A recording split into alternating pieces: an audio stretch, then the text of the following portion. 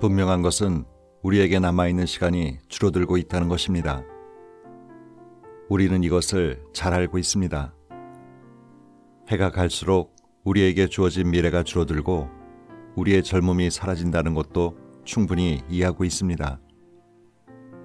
하지만 언제나 몰라서 행복한 것이 있습니다. 행복한 무지함은 오히려 많은 것을 가져다 줍니다. 그것은 우리가 계속 희망을 품고 끈질기게 계획을 세우고 미래에 대해 말하고 가능성을 타진하고 기회를 계산하고 우연을 꿈꾸게 합니다. 책 읽는 다락방의 제이입니다. 남들도 다 죽는다는 사실이 나의 죽음을 가볍게 하진 않습니다. 죽는다는 게 사는 것보다 더 좋을지 나쁠지 아무도 모르면서도 막연히 죽음에 대해 공포를 느끼는 건 사후에 대한 무지, 미지에서 오는 두려움 때문이 아닐까 싶은데요. 하지만 죽음은 늘 언젠가의 일일 뿐 우리는 살아가면서 언제나 시간이 있다고 생각하죠. 만약에요, 앞으로 내가 살 수 있는 시간이 1시간밖에 남지 않았다면 여러분은 그 시간 동안에 어떤 생각을 하고 무엇을 하고 싶으신가요? 그동안 살아왔던 인생을 돌이켜보며 사는 게 무엇이라고 말하고 싶으세요?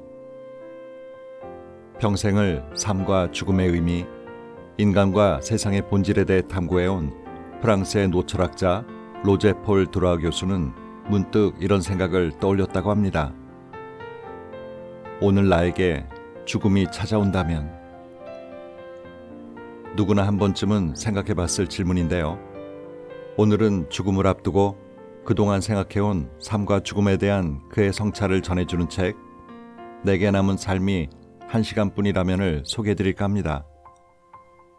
물론 가정된 상황이고 생각의 이유이긴 합니다만 그의 태도는 아이들의 역할극만큼이나 진지합니다. 72세의 노철학자는 죽음을 직면하게 된 그 순간에 무엇을 하고 싶어 하는지, 그리고 그 죽음에 이르러서야 깨닫게 된 삶, 어떻게 살아야 할지에 대한 그의 답을 찾아 책 속으로 함께 들어가 보실까요?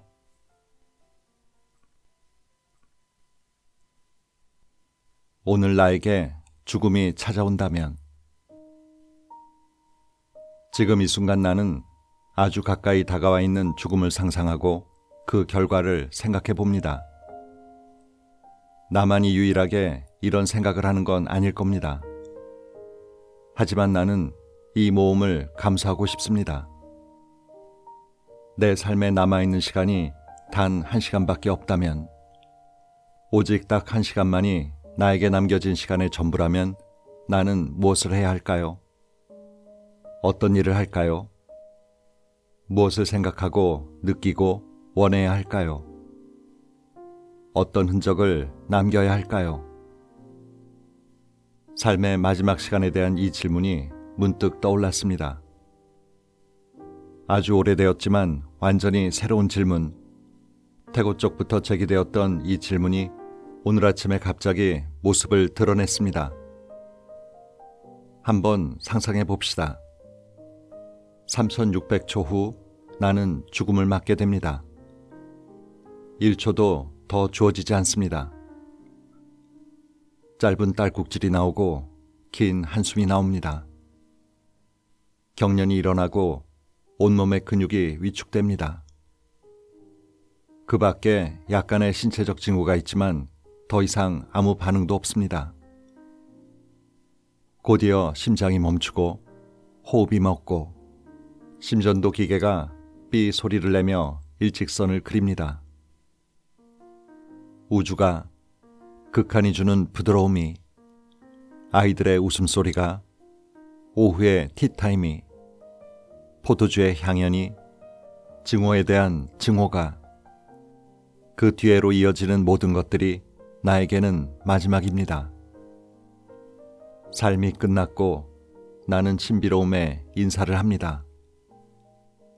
이런 멈춤에 대한 신비로움, 멈춤 그 너머에 있는 신비로움, 멈춤 그 전에 해야만 하는 것에 대한 신비로움, 그 순간 모든 것이 더 강렬하고 긴급하게 나에게 다가옵니다. 모든 것이 더 농밀해집니다. 환상과 눈속임으로부터 멀어져야 합니다. 불필요한 것을 모두 걷어내고 직접 본질로 가야 합니다. 그런데 본질은 어디 있을까요? 본질에 대해 나는 무엇을 알고 있을까요? 본질이 무엇인지 누가 알 수 있을까요? 불필요한 껍데기가 본질인 것처럼 가장합니다. 그렇지만 지체할 시간이 없습니다. 이미 카운트다운은 시작되었습니다. 진지한 생각의 유의에 빠져봅시다. 생각의 유의는 하나의 표현일 뿐입니다. 심각한 문제도 진지한 문제도 아니라는 듯 그냥 한번 생각해 보는 것뿐이야 라고 말할지도 모르겠습니다. 하지만 그건 완전히 잘못된 생각입니다. 생각의 유의나 놀이보다 더 진지한 건 없습니다. 몽테뉴는 이 사실을 알고 말했습니다. 어린아이들의 놀이나 장난은 놀이나 장난이 아니다. 따라서 놀이나 장난을 아이들의 가장 진지한 행동으로 여겨야 한다. 그가 잘못한 점이 있다면 이 사실을 어린아이들에게만 적용했다는 것입니다. 인간이 하는 모든 일은 놀이, 즉 유의의 구조를 갖고 있습니다. 이제 나의 마지막 시간이 다가온 것 같습니다. 시한은 1시간으로 정해져 있습니다. 결국 세상의 모든 것은 나에게 쓸모가 없게 될 것입니다. 타협할 수도 없고 벗어날 수도 없습니다. 이 놀이는 누구나 할 수 있지만 각각의 게임은 오직 한 사람과만 관련이 있습니다. 죽음을 맞게 되는 바로 그 사람만이 이 게임의 당사자가 됩니다. 이번 게임의 당사자는 바로 나입니다. 이 게임은 마치 짧은 시간 동안 같은 공간을 탐험하는 것과 같습니다. 아주 중요하고 의미심장한 이 경험에서 거짓으로 그런 척하거나 왜곡하거나 가면을 쓰는 건 실질적으로 불가능합니다. 그 결과가 충격적이고 불쾌하고 실망스럽고 혐오스러울 수도 있습니다. 마치 강제로 발가벗겨진 것처럼 느낄 수도 있습니다. 그렇지만 결코 건전하지 못한 생각은 아닙니다. 만약 나에게 주어진 삶이 단 1시간밖에 없다면 그렇게 가까이 다가온 죽음 그 자체가 나의 주된 관심사는 아닐 겁니다. 무엇보다 중요한 것은 내 앞에 놓인 상황이 변했음을 이해하는 것입니다. 1시간밖에 남지 않은 인생은 이제 더 이상 이전과 같을 수 없습니다. 완벽한 행복은 존재하지 않습니다. 행복이란 단어가 무엇을 의미하는지 우리는 점점 더 무지해지고 있습니다. 행복은 연속적이고 어떤 굴곡도 없이 안정적이며 조금의 결함도 없는 상태가 아닙니다. 완전한 행복은 고정된 채 움직이지 않으며 천상의 황홀경이 끝없이 이어지고 결코 퇴색하지 않는 절정의 상태가 아닙니다. 행복이란 그저 시시하고 보잘것없는 것, 완전히 하찮은 것입니다. 아제누르 푸누이아르의 말처럼 완전한 행복은 어디에도 존재하지 않습니다. 그것은 인간이 한 번도 발을 들여놓지 못했던 곳, 저 너머 상상 속에 있는 가상의 낙원, 꿈속에서 보았던 에덴 동산에만 존재할 뿐입니다. 산다는 건 이런 것과는 전혀 다른 완전히 상이한 것입니다. 산다는 건 무수한 사건과 감동과 감정이 뒤죽박죽 얽힌 채 끊임없이 길게 이어지는 것입니다. 몽테뉴가 말했듯이 기뻐하며 즐기는 것, 그리고 고생하며 애쓰는 것입니다. 황홀함과 비탄, 환희와 고독, 간질거리는 것과 역겨운 것, 이 모든 것이 언제나 두서없이 얽혀 있는 것, 그것이 바로 삶입니다. 우리는 삶에서 부정적인 것을 모조리 걷어내고 기쁨과 긍정적인 것만을 채로 걸러내어 최종적으로 행복이라고 부를 수 있는 것만을 뽑아내면 완벽한 행복이 보장된다고 생각합니다. 그러나 그건 가장 어리석은 생각이며 불행으로 가는 가장 서글픈 생각입니다. 모든 사기꾼과 멍청한 거짓말쟁이, 위험한 바보들이 끊임없이 빠져드는 비열하고 낡아빠진 생각입니다. 솔직히 말하면 우리 인생에서 기쁨과 행복과 긍정적인 것만을 골라낼 수는 없습니다. 즐거움과 불만, 기쁨과 불행을 분리해낸다는 것은 불가능합니다. 인생은 모든 것이 다양한 비율로 존재하는 하나의 묶음, 모든 소리들이 합쳐진 하나의 박동소리일 뿐입니다. 세상이 단 한 가지의 색깔이기를 결코 원하지 않는 것처럼 우리는 완전한 불행도 절대적인 행복도 원하지 않습니다. 이것이 삶의 내라고 말하며 삶을 사랑하고 받아들이고 갈망하고 견뎌내고 실제로 겪어내는 이유입니다. 우리는 모든 것에 내라고 말합니다. 오물, 진흙탕, 두려움, 슬픔, 공포에 그러듯이 아름다움, 부드러움, 쾌락, 고요함, 평온함, 상부상조에 대해서도 네라고 말합니다. 왜냐하면 어느 순간에도 어느 곳에서도 근본적이고 완벽하게 그것들을 분리할 수 있는 방법이 없기 때문입니다. 물론 우리는 최악의 상황을 미루고 불행을 피하고 자신과 사랑하는 사람들의 삶을 보호하기 위해 노력할 수 있습니다. 하지만 우리의 삶에서 악몽을 분리하여 칸막이 안에 격리하거나 서랍 속에 숨긴 채 아름다운 미소만을 진열장 안에 놓아둘 수는 없습니다. 설사 그럴 수 있다 해도 그것은 잠시 동안일 뿐 모든 것은 반드시 뒤죽박죽 뒤섞일 겁니다. 황홀함과 슬픔, 열정과 비탄, 동요와 평온, 이 모든 것이 섞이고 얽혀버려 정신없어질 겁니다. 행복은 우리의 능력 밖에 있지만 행복에 대해 생각한다는 것이 모두 헛된 것은 아닙니다. 고통을 찬양하고 불행을 사랑하고 굴욕과 질병, 슬픔을 찾는다는 건 생각할 수도 없습니다. 우리는 그런 것들과 싸워야 합니다. 그와 동시에 모든 부정적인 것, 우리를 위축시키고 우리에게 치명적인 상처를 주는 것과 싸워야만 합니다. 그리고 이 싸움은 참으로 위대한 일이 될 것입니다. 이 싸움은 세상을, 적어도 일부의 존재를 개선한다는 의미에서 실제로 고통을 줄이고 불행을 영원히 몰아낼 수 있습니다. 그리고 이 싸움을 지속적으로 끝까지 해나간다는 것은 가치 있는 일입니다.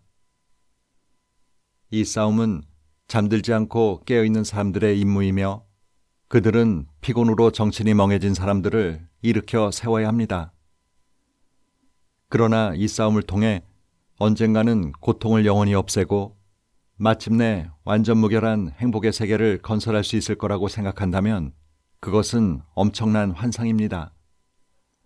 그건 완전히 불합리하고 잘못된 것입니다.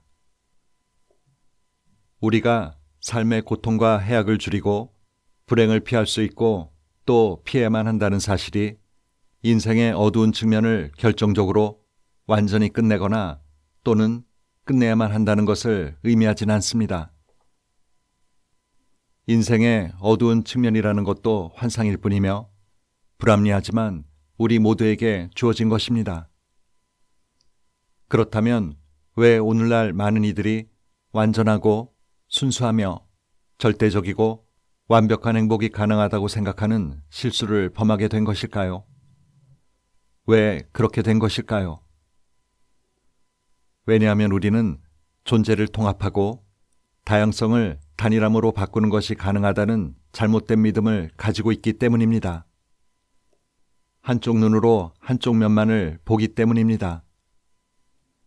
자신이 완전하게 통합되어 있는 하나의 덩어리라고 믿기 때문입니다. 하지만 사실은 그렇지 않습니다. 나는 죽음에 대항하기 위한 글을 쓰겠습니다. 내가 왜 죽음 앞에서 다른 어떤 것도 아닌 글쓰기를 선택했는지 모릅니다. 어떤 사람들은 야구를 선택할지도 모릅니다. 또 다른 사람들은 첫 번째 수업의 아이디어를 얻기 위해 검은고 연주를 배우는 것을, 수행자처럼 가만히 앉아 잔디를 응시하는 것을, 마지막 단 한 번의 산책을 선택할 수도 있습니다. 이 모든 것이 가능할 것입니다. 당연히 다른 선택의 목록이 끝도 없이 이어질 것입니다. 글쓰기가 필요하다면 그 이유를 말해야 할 겁니다. 나 자신을 정당화하려는 게 아닙니다. 다만 내가 글쓰기를 선택한 이유를 생각해 보려는 것입니다. 나는 그에 대한 대답을 이미 알고 있는 것 같습니다. 내 삶이 단 1시간밖에 남지 않았다면 나는 죽음에 대항하기 위한 방편으로 글쓰기를 선택할 것입니다.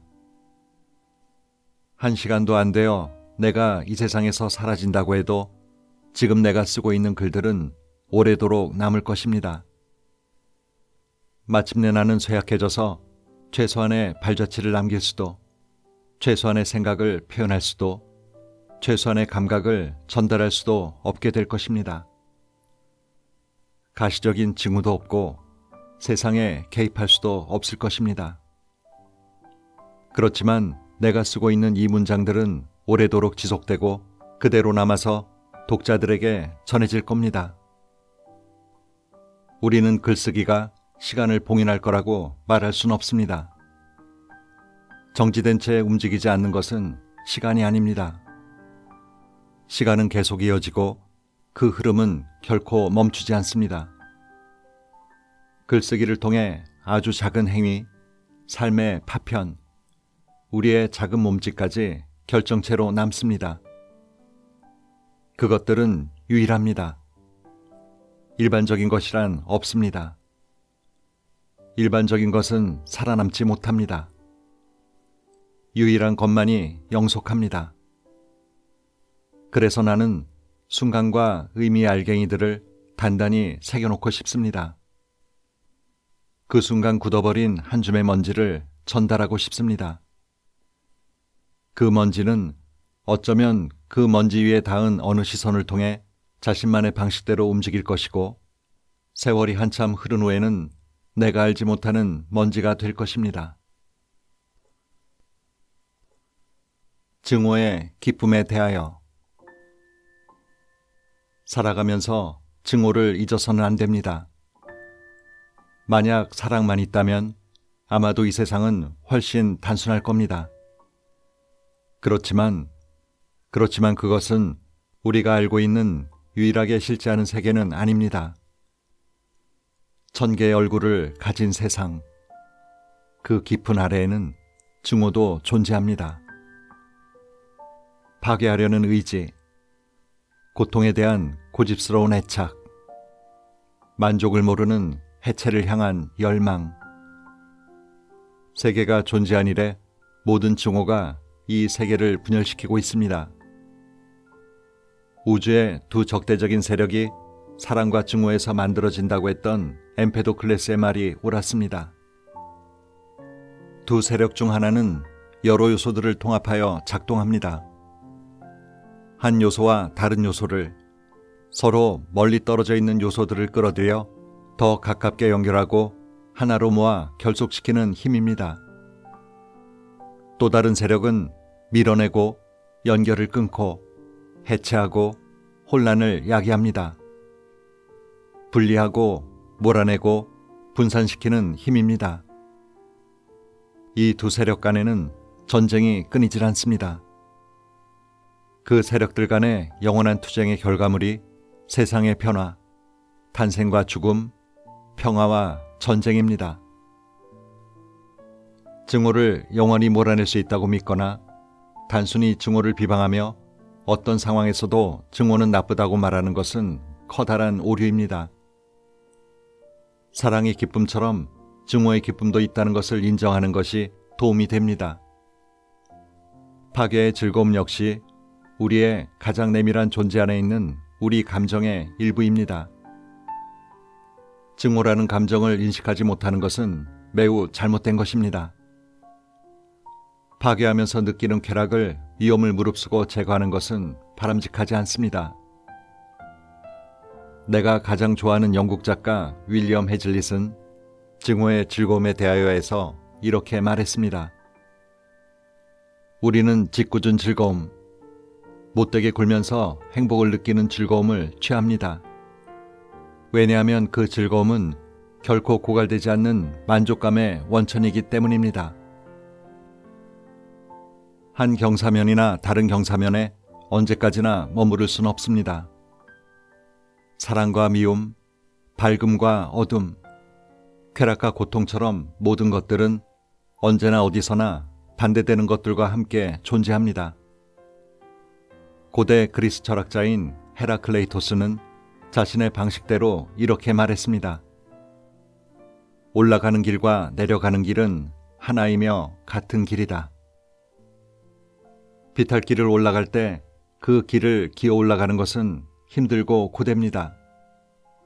하지만 그 길을 다시 되돌아올 때는 지금의 오르막길이 곧 내리막길이 됩니다.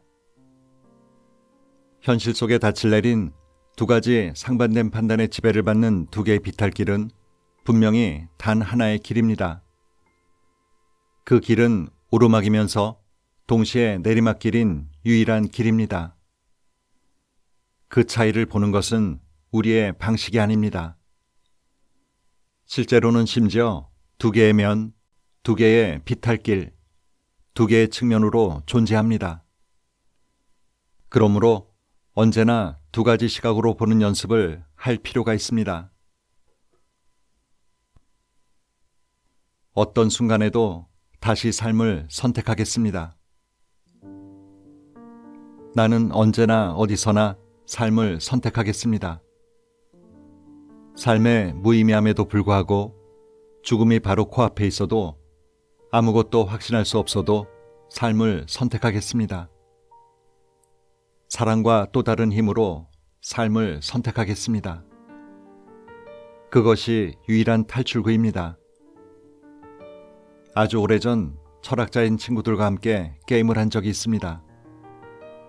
그 게임에서 각자 자신의 삶을 다시 한번 살 수 있다면, 지금 자신의 존재와 그 사이에 지워진 모든 기억들을 간직한 채 정확히 똑같은 존재로 다시 살 수 있다면, 모든 실패와 고통, 즐거움과 걱정을, 모든 발견과 황홀함을 다시 겪으며 또 한 번 살 수 있다면 어떤 선택을 할 것인지를 물었습니다. 만약 당신이라면 네, 그러고 싶습니다 라고 대답할까요? 아니면 아니요, 그러고 싶지 않습니다 라고 대답할까요? 나는 단 1초도 주저하지 않고 네라고 대답했습니다. 내 삶에서 아무것도 바꾸지 않고 나라는 존재를 새롭게 기꺼이 다시 살아보고 싶습니다. 그런데 그 자리에 모인 철학자 친구들 중 적지 않은 이들이 아니요 라고 대답하는 것을 보고 깜짝 놀랐습니다. 그들은 행복에 지대한 관심이 있었고 지혜로운 말들만 했으며 다른 사람들에게 충고하는 척하기까지 했습니다. 그들은 한 번의 삶으로 충분했던 겁니다. 두 번의 존재는 그들에게 과도했던 겁니다. 바로 그날 나는 그들이 얼마나 삶을 증오하는지, 얼마나 삶을 거부하고 있는지 알게 되었습니다. 그들이 살면서 경험했던 것들이 다시 똑같이 살아야 할 필요가 없다고 그들을 설득한 것입니다. 내가 네라고 대답한 것은 살아간다는 그 사실이 그 자체로 탐나고 믿을 수 없을 정도로 기적적인 것처럼 보였기 때문입니다. 언제나 어떤 상황에서나 우리는 삶을 선택해야 합니다. 무의미함에도 불구하고 죽음이 바로 코앞에 있어도 아무것도 확신할 수 없어도 우리는 삶을 선택합니다. 사랑과 또 다른 힘으로 삶을 선택합니다. 그것이 유일한 탈출구입니다. 스피노자가 말했듯이 존재를 가능하게 하는 건 욕망입니다. 끝을 알 수 없고 사나우며 다른 말은 들으려고도 하지 않는 탐욕스러운 욕망입니다. 영원하고 변함없는 의지입니다. 제한도 법칙도 없이 100가지 형태와 1000가지 얼굴을 한 영속하기 위해서는 거의 모든 걸 할 수 있는 끈기입니다. 난폭함도 필수적이지만 거의 모든 걸 할 수 있는 끈기 역시 필요합니다. 이 녹슬지 않는 욕망은 최악의 마음을 품게 하고 고통과 질병과 불행을 견디게 합니다. 이 원초적인 욕망의 끈기와 분노가 없다면 모든 사람은 처음 경험하는 상처 혹은 사소한 슬픔에도 삶을 마감할 것입니다. 하지만 그렇지 않을 수도 있습니다. 아무것도 유지되지 않을 때조차 우리는 삶을 놓지 않습니다. 모든 것이 고통스럽고 힘겹고 정말 견딜 수 없을 때조차 그 짐승은 매달리고 버티고 이를 악물고 있습니다. 그것은 존재에 결합된 채로 남아있으며 그렇지 않은 경우는 극히 드뭅니다. 살아남기 위해 맹렬하게 죽이는 것이 드문 것처럼 모든 일이 잘못되어 자살을 하는 경우도 흔하지 않습니다. 그러나 삶과의 유대는 단지 자신만의 문제가 아닙니다. 우리가 삶에서 느끼는 유대감은 다른 사람들과의 관계이기도 합니다. 우리는 자신의 목숨과 다른 사람의 목숨 중에 무엇이 더 소중한지 확신할 수 없습니다. 상황과 시대에 따라 목숨들이 뒤얽히고 심지어는 구별할 수도 없습니다. 그렇지 않다면 바다에서 표류하는 사람을 구조하는 행위, 지진이나 해일이 발생했을 때 사람들 간의 연대감, 화재가 발생했을 때 불길 속에서 사람들을 구조하는 행위, 위험에 처한 사람들에 대해 아무것도 모르면서 자신의 목숨을 걸고 그들을 구하는 수많은 사례를 이해할 수 없습니다. 이런 상황에서 그 누구도 질문을 던지지 않습니다. 아무도 이렇게 묻지 않았습니다. 이 사람들이 누구입니까? 살 자격이 있는 사람들입니까? 우리가 그들을 위해 모든 위험을 감수해야만 합니까? 우물에 빠지려고 하는 아이를 목격한 사람은 아이를 붙잡으려고 급하게 달려갈 겁니다. 아이의 부모가 누구인지, 왜 그 아이가 거기서 놀고 있는지 굳이 알려고 하지 않습니다. 아이를 구하는 행위가 좋은 것인지 나쁜 것인지 논쟁을 벌이지 않습니다. 모든 인간은 다른 상황에서 똑같이 할 수 있습니다. 이 인간적 유대는 주관성, 자신에 대해 스스로 설치한 담장, 가상의 이기심보다 우선합니다. 자신의 존재가 뒷전으로 밀려나고 자신의 생존, 자신의 이익, 자신의 편안함이 우선하지 않고 죽음이 아무것도 아닌 결국 행동의 부작용과 같은 상황이 수도 없이 많다는 것은 분명합니다. 당신의 묘비명에 뭐라고 쓰겠습니까? 나는 이제 마지막으로 가까이 다가가고 있습니다. 삶의 마지막 시간에 대한 이 연습의 끝에서 현실보다 더 많은 것을 드러내는 상상의 죽음 바로 앞에 다가와 있습니다. 정말로 죽어가는 빈사 상태에 있는 사람은 더 이상 생각을 하지 못합니다. 모든 것이 그 사람 없이 바로 그의 옆에서 그를 제외한 채 이루어집니다.